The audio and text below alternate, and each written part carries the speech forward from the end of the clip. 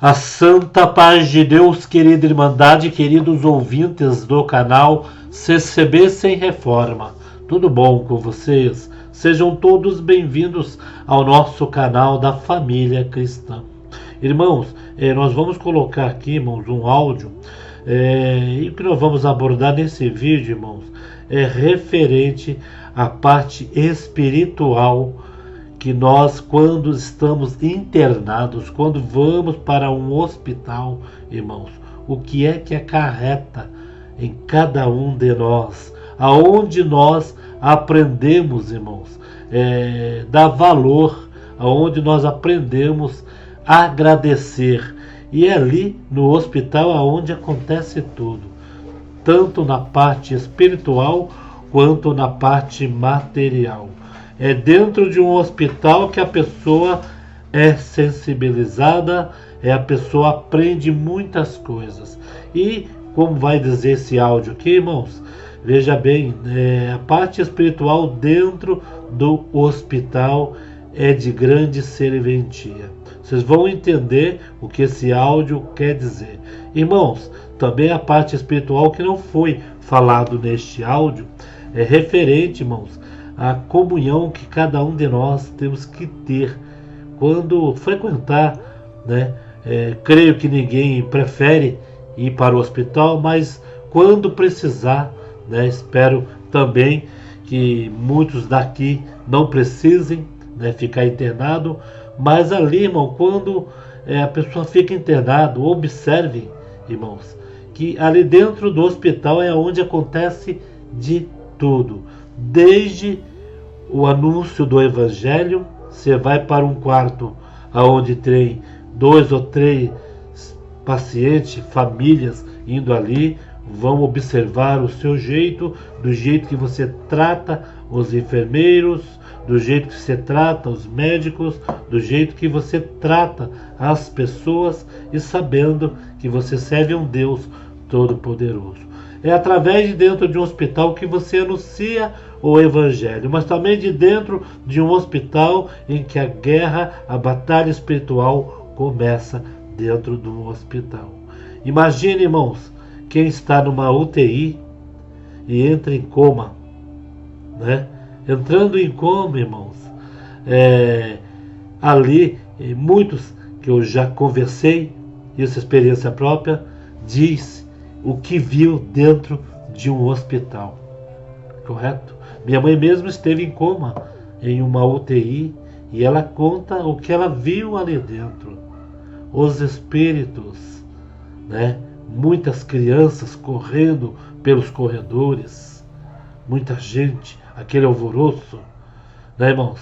E todos nós sabemos que dentro de uma UTI o local não é isto. Dentro de uma UTI já está dizendo, né, unidade intensiva. Ali não é qualquer um que entra, visita só é uma só, então ali já é mais resguardado, mas a pessoa vê muitas coisas quando estão dentro de um hospital, quando precisa ir para um hospital. Então, irmãos, vamos ouvir esse áudio aqui, irmão, um áudio muito espiritual. Espero que a nossa querida Irmandade entenda o que quis dizer este áudio. Vamos ouvir na mesma comunhão. Deus abençoe grandemente a nossa querida Irmandade, apreciadores da obra de Deus e almas testemunhadas. Vamos ouvir? Fique com Deus. A santa paz de Deus a toda a querida Irmandade, tudo bem? Hoje eu quero conversar com vocês sobre um lugar que todo mundo conhece, mas que quase ninguém para pensar do jeito certo, pela visão espiritual. Irmãos, o hospital é um lugar de respeito, concorda? É um lugar onde a vida é valorizada, ou pelo menos deveria ser. E esse lugar tão importante é o único lugar na Terra onde a esperança e o medo andam de mãos dadas. É um ambiente muito especial, muito diferente de todos os ambientes dessa Terra. E hoje nós vamos falar sobre o que realmente acontece nos corredores de um hospital. Olha, irmãos, o vídeo de hoje está muito interessante. E se você deseja crescer espiritualmente a cada dia, aprender mais da Bíblia e também receber uma oração diária, eu quero te convidar a se inscrever no meu canal. Ative também o sininho da notificação, porque eu estarei aqui para orar pela sua vida e te ajudar na caminhada com Deus, tá bom? Então vamos lá, irmãos. Quando a gente pisa no hospital, o nosso foco vai na hora para aquilo que os nossos olhos podem ver. A gente vê os médicos, as enfermeiras, correndo para lá e para cá. A gente ouve aquele aparelho apitando sem parar. Sabe aquele barulho que chega a dar um frio no nosso coração? Ninguém gosta daquele barulho. Mas, irmãos, é ali que a gente vê um amor profundo que as pessoas têm umas pelas outras. A gente vê também o rosto cansado daquela família que está ali no corredor esperando por uma notícia. E então a preocupação é com o diagnóstico, com o remédio certo, com a cirurgia. Inclusive, dentro dos hospitais, geralmente tem uma capela, onde a pessoa pode expressar a sua fé, ela pode se abrir com Deus. Eu acho muito interessante o hospital. Mas tem um detalhe que pouca gente percebe, é que o mundo espiritual está ali, ó. Você pode não ver com seus olhos físicos, mas se você abrir a sua visão espiritual, você vai ver que ali acontece um dos campos de batalha espirituais mais intensos que acontecem na face da Terra. Pensa comigo aqui. Existe algum outro lugar que junta num espaço tão pequeno o ponto de encontro das maiores angústias da vida? Ali dentro, a vida e a morte não são só ideias, são realidades, separadas por uma única porta. A esperança e o desespero podem estar sentados na mesma cadeira de acompanhante. Aquela pessoa que fica ali ao lado da pessoa doente, ela pode estar tão angustiada e, ao mesmo tempo, a pessoa que está doente, ela pode estar tendo um encontro com Deus, ela pode estar sendo tocada de uma maneira profunda. Então, no hospital acontece uma grande batalha. É ali que a ciência humana, com toda a sua tecnologia, muitas vezes levanta as mãos e diz: nós fizemos tudo o que podíamos. Mas, ao mesmo tempo, é ali que a nossa fé é provada no fogo e grandes milagres acontecem. Então é nesse ambiente, quando a gente está totalmente vulnerável, que o mundo espiritual entra em cena com força total. Quando uma pessoa está no leito de hospital, se sentindo fraca, com dor, com medo do que vai acontecer, a alma dela fica mais exposta e ali, no coração dela, que vira um terreno disputado. Guarde isso que eu estou te falando. O inimigo de nossas almas sabe muito bem disso. E ele não joga limpo, ele aproveita justamente a nossa maior fraqueza para plantar as mentiras mais cruéis dele. Ele sussurra no nosso ouvido assim: Deus agora te abandonou, você não vai sair mais dessa com vida, você não vai ver os seus filhos crescerem, você não vai ser salvo, você será condenado. Irmãos, é nesse lugar que o diabo joga a sua semente de amargura contra Deus. Ele joga desesperança, ele faz a pessoa ficar completamente abalada e sem nenhuma fé. Mas ao mesmo tempo, irmãos, é no hospital que a gente se dá conta, como em quase nenhum outro lugar, que nós não temos controle de absolutamente nada. A nossa força física, o nosso dinheiro no banco, os nossos contatos, nada disso resolve diante de um diagnóstico grave. É aquele lugar que humilha o nosso orgulho. É ali que a gente morre para a nossa autossuficiência e a gente nasce para a dependência de Deus. E preste atenção nisso aqui, é justamente nessa fraqueza que a gente descobre algo que Deus sempre quis que a gente soubesse. É que nós não fomos criados para viver sozinhos e independentes. A verdade é que todos nós, sem exceção alguma, nós nascemos com essa fragilidade, com o vazio que aponta para a nossa necessidade de um Salvador. A nossa natureza de pecado, irmãos, ela nos separou do autor da vida. E a doença é só uma dessas consequências dolorosas de um mundo caído. Um mundo que foi contaminado pelo pecado. Eu vou explicar daqui a pouco mais sobre isso, mas foi exatamente por isso que Jesus veio, irmãos. Ele pesou aqui na terra, ele sofreu as nossas dores, ele viveu tudo que nós vivemos de angústia e ele experimentou as maiores aflições que uma pessoa poderia experimentar. Mas ele venceu tudo por nós e agora nós podemos ser salvos. Não por causa do nosso mérito, pelos nossos esforços, pelas nossas habilidades, mas sim por aquilo que Jesus fez na cruz. Quando nós olhamos para Cristo e quando nós cremos nele como o único Salvador, o único que venceu a morte para nos dar a vida eterna, aí então nós somos perdoados. Quando nos arrependemos de todo o coração, nós somos salvos e somos libertos de toda angústia, toda amarra. Irmãos, tem uma história na Bíblia que eu quero que você guarde no seu coração. Aconteceu com o profeta Eliseu, lá no livro de Reis. E a Bíblia conta que um dia ele e o seu servo acordaram e eles viram que a cidade toda estava cercada por um exército inimigo poderoso, um exército enorme. E então o ajudante dele entrou em pânico e correu para Eliseu e disse assim: "Meu senhor, e agora o que nós vamos fazer?" Irmãos, mas naquela hora, naquele desespero, Eliseu faz uma oração que fez toda a diferença. Eu não sei se você acredita no poder da oração, mas uma oração foi suficiente para mudar toda a perspectiva de todo aquele caos em volta deles. Olha só o que está escrito em 2 Reis, capítulo 6, o versículo 16. Diz assim, ó: Eliseu respondeu: "Não tenha medo, existe mais conosco do que com eles."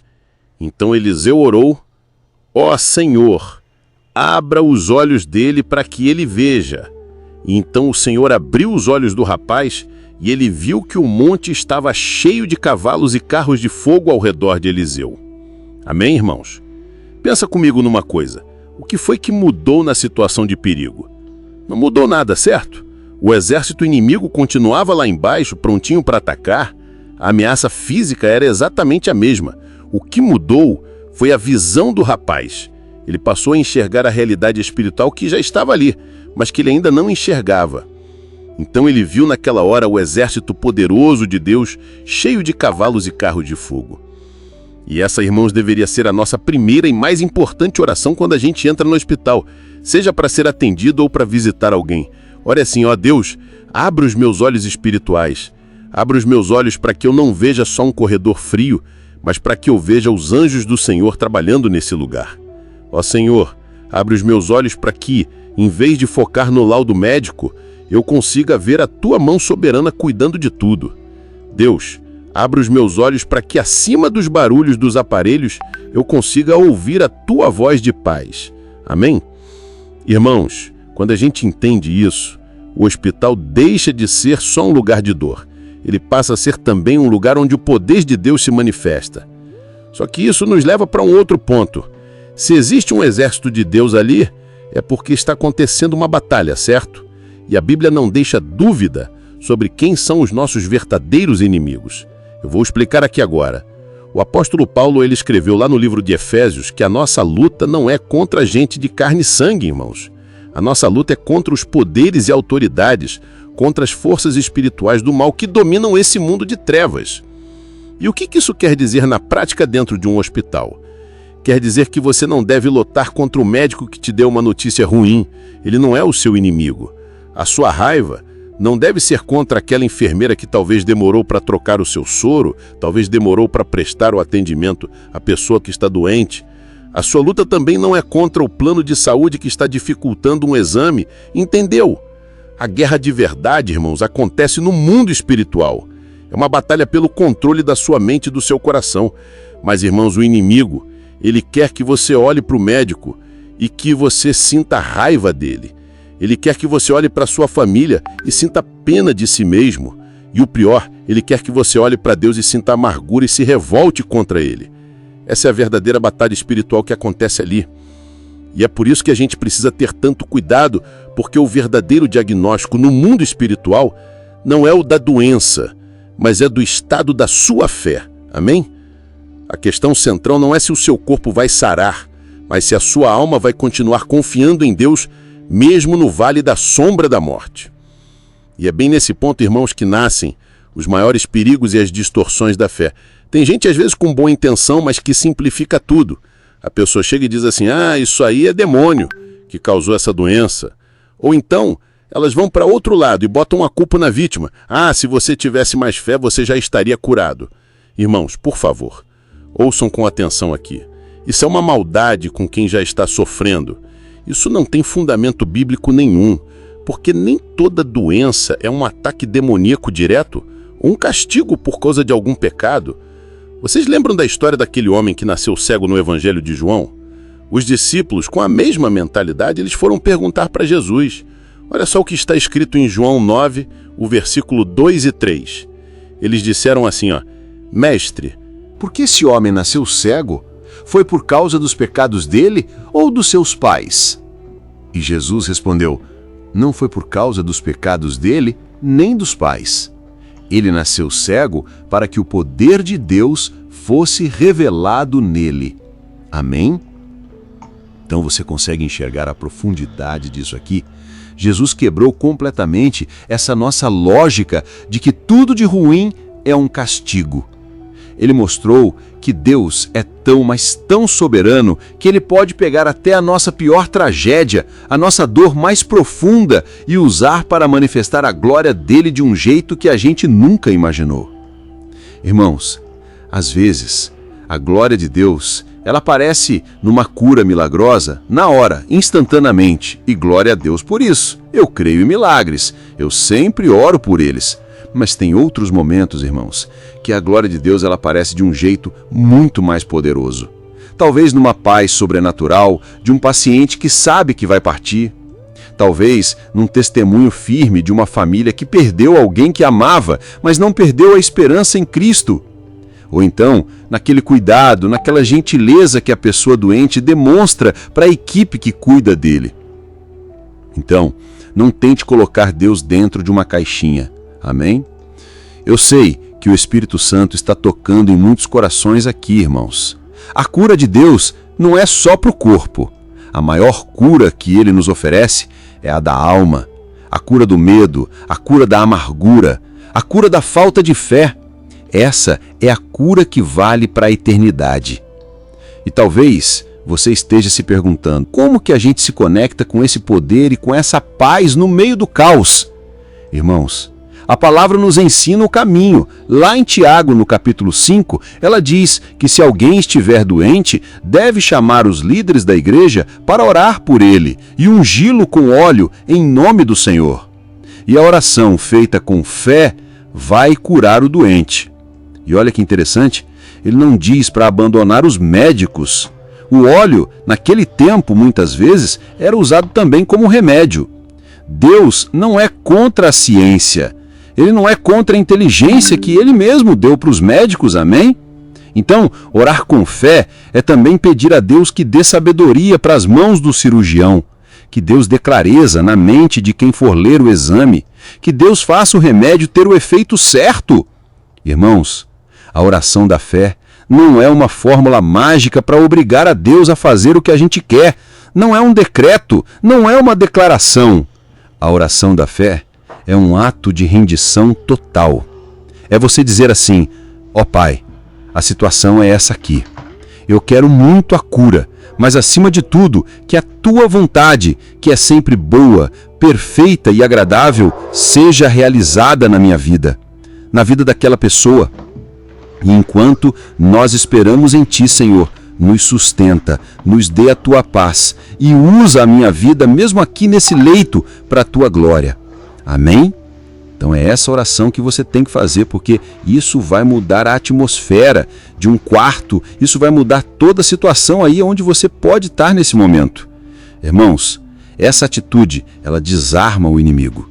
Porque quando você, em vez de murmurar, em vez de ficar se lamentando, você começa a adorar a Deus no leito de hospital. Quando você, em vez de ficar reclamando, começa a agradecer pela vida que ainda tem. Quando você tira um tempo para orar pelo enfermeiro que está aí cuidando de você, você então está lutando a guerra espiritual no nível mais alto que existe. Você está confundindo o inferno e trazendo um pedaço do céu para dentro daquele quarto de hospital. Amém? Glória a Deus. Você está entendendo a mensagem até agora? Então escreva aqui nos comentários: Deus está falando comigo. Isso vai encorajar outras pessoas a ouvirem tudo que eu tenho para falar aqui. Irmãos, o que dizer dos testemunhos que a gente ouve? Tanta gente que no seu pior momento de vida sentiu uma presença no quarto que não sabia explicar, sentiu uma paz que tomou conta de tudo, teve um sonho que acabou trazendo um consolo que parecia impossível. E é claro, irmãos, que a gente não baseia a nossa fé nessas experiências. A nossa fé está na palavra do Senhor, mas nós podemos reconhecer cada uma dessas experiências como o toque do Espírito Santo Consolador.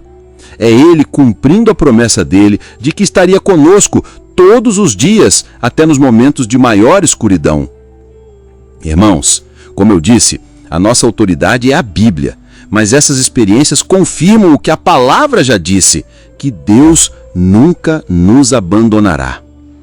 Então, no fim das contas, irmãos, um hospital é o maior lembrete da nossa mortalidade.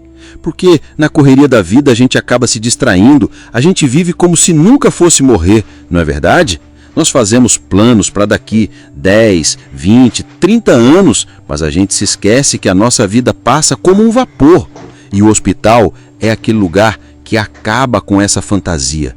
Ele nos obriga a encarar a nossa fragilidade e a certeza da morte.